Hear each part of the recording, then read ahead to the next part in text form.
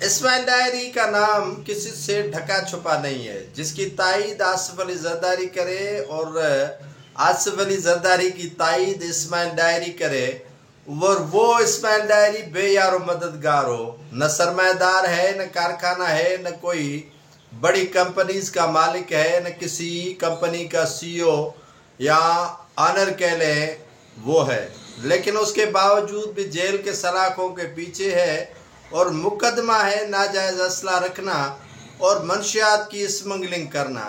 Kilo 5 है और उसके पीछे असला बड़ा नहीं तो मेरे ख्याल में कोई राइफल या क्लाशनकोफ जिसकी उसके पास परमिट भी है।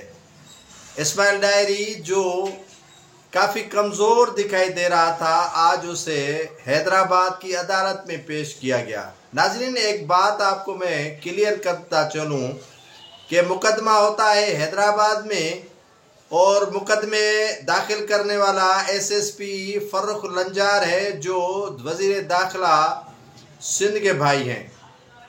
ठीक है, आप गिरफ्तार कर लिया, किसके कहने पर क्या हुआ ये तो सभी को मालूम है, लेकिन इस्माइल डायरी पर जो इल्ज़ामात लगाए गए हैं, कम से कम उन इल्ज़ामात पर मुझे तो हंसी आ रही है।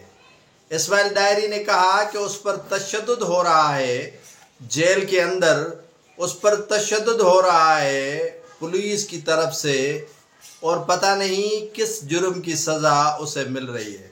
पीपल्स पार्टी ने पहले उसे एडवाइज़र बनाया इस्माइल डायरी को, फिर आसिफ अली जरदारी उन्हीं के गुनगुनाते रहे और आपको याद होगा जब उसे नवाब शाह में बम रखने और दीगर असला रखने के इल्ज़ाम में रेंजर्स ने आंखों पर पट्टी बांधकर गिरफ्तार किया था, तो आसिफ अली जरदारी ने एक निजी टीवी जियो न्यूज़ के एंकर हामिद मीर के साथ गुफ्तगू में कहा कि मेरे छोटे से अदना वर्कर को गिरफ्तार कर लिया और कहा कि नेब की क्या मजाल, नेब की क्या हिम्मत कि वो मुझ में हाथ डाले, हाथ डालने वाले और हैं।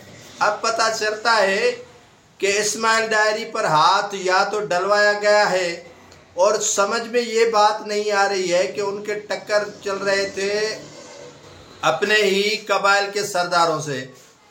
जो खान मोहम्मद डायरी था, डॉक्टर बहादुर डायरी था, बिलाखिर वो जो अपोनेंट थे पीपल्स पार्टी के और दौलतपुर सफन के जो डायरी थे वो हमेशा एंटी पीपल्स पार्टी रहे हैं। अगर कोई फरियाल तालपुर से डिस्ट्रिक्ट काउंसिल की चेयरमैनशिप पे, नाजमाशिप पे मुकाबला करता था तो वो डायरी सरदार हुआ करते थे खान मोहम्मद डायरी। आपको मालूम होगा कि उसे मुशर्रफ दौर में वजारत भी दी गई थी, लेकिन आहिस्ता आहिस्ता वक्त बदला और इस्माइल डायरी को उनके पीछे लगा दिया गया और इनका आपस में झगड़े करवाए और बिलाखिर ये बहादुर डायरी और इस्माइल डायरी के अपोनेंट मुखालिफ सरदार खान मोहम्मद डायरी भी पीपल्स पार्टी का हिस्सा बन गए। अब पीपल्स पार्टी में उनको वो अहमियत तो नहीं है, जिस तरह इग्नोर किया जा रहा है इस्माइल डायरी को। कहते हैं सिंधी में कि काम निकला और ड्रखण भूल गए। जो मिस्त्री थे सिंधी में कहते हैं कि कम निकतो ड्रखण विसरियो। इन ही नमूने सां पीपल्स पार्टी हींअर हले पई। इस्माइल डायरी के इस्तेमाल कयूं, उनजो भाउ वीचारो क़त्ल थियो असगर डायरी, फिर भी उसको जो है वो इस तरह अकोमोडेट नहीं किया गया और जो इनके सरदार हैं डायरियों के उनको भी दीवार से लगाया गया है, स्टिकर की तरह उनको जो है चिपका के रखा गया है कि आप खामोशी से बैठा रहे, न तो आपके कहने पर कोई एसडीओ बदली होगा।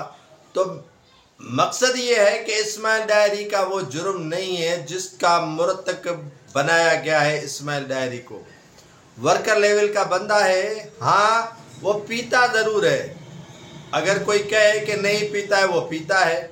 बिल्कुल मेरे सामने भी इस्माइल डायरी काफ़ी साल पहले एक तकरीब में मौजूद था तो बिल्कुल उसकी कंडीशन ये थी, लेकिन उस पर इतना इल्ज़ाम लगाकर फिर अकुबत खाने में रखना। पहले ही उसने सुनवाई में कहा था कि मेरी ज़मानत हो गई है लेकिन रिहाई नहीं मिल रही। 5 से 6 मुकदमात उसके ऊपर दर्ज कर लिए गए हैं।